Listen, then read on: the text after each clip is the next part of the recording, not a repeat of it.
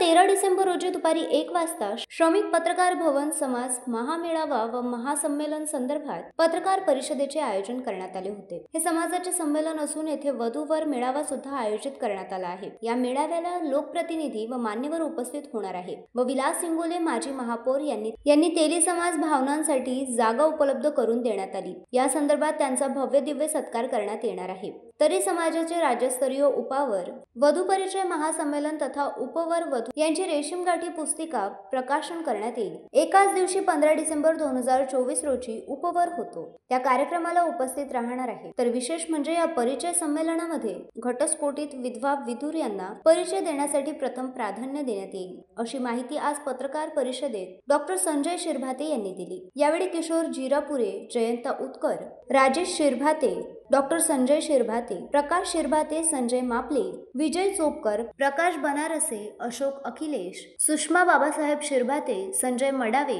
गजानन राजगुरे, किशोर मुलाने, पंजाबराव तायडे, सागर शिरभाते, संजय ढोले या संदर्भात पत्रकार परिषदेला उपस्थित होते। या कार्यक्रमाचे आयोजन ज्ञानेश्वर सभागृह येथे करण्यात आले आहे।